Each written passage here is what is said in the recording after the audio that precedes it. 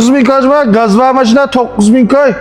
Mana qaylaydigan bo'lsanglar, mashinada 90lik terenchi gazva.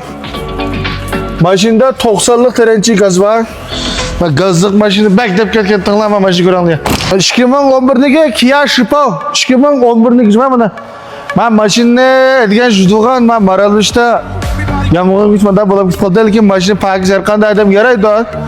Mashinada 90lik terenchi gazva. Maşından bahse baldıqanlar mene 9.000 ko'ylab жүрмін, işçilerim ko'rsatsa. İşçilerim ko'rsatdi. Adetim şu, uya-buyak bardigan. Boş ballarımni maktabga olib egildim, yoki mush itizda o'gaydetim dedigan balaga mana ko'raman. İşçilerim g'azab kangre. Qo'lxot juma men kelib. Qo'lxot. Men kendilerim ko'rsam muzdek. Benim ko'rsatsa. Mana. Va kendilerim pachatlamadi kalama.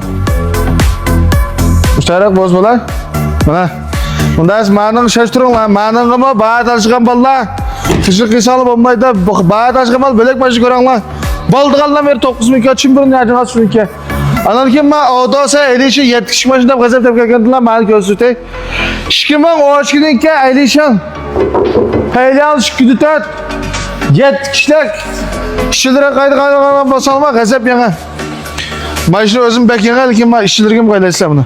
Mana İşçilere salam gazep güzel mas hayat mezgil keldi ama 7 kişilik maşina kemal çalıştırıyorlar. Endi bana qalaysa. İşçilerden tab tok çıkdı. Mana işçiye taraf tokluk. İşçi 7 kişilik. Mana. Şunda çoğulna ata-anamni bir hayat qildirvarsam bo'ladi. Men yozdaq degan bolalar hamda meni hozir ilab izleyinchi birashga sayag'im ichib satsangmi? Çık ziyan qilmaydi degan gap mening boshim g'azab muvaffaq shikman o'shkidan alishan 7 kishilik mashina bekanga ba'sa bolalar boldiganlar yerinde men bolaman yana talishgan bolalar qishlik qisal bo'lmaydi men butun mashinadan hammani men boldiganlar ba'sa deb chiqib turibman sizga 58.000 ko'lam bo'z bo'ldi.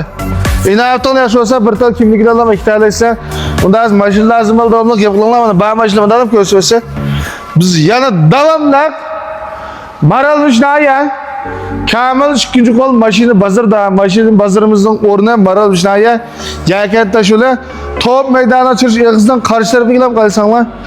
Yok o yüzümüz var, onda sizler devamlı bu şeyde saklayımız kollab bergen vallahi köpten köp rahmat.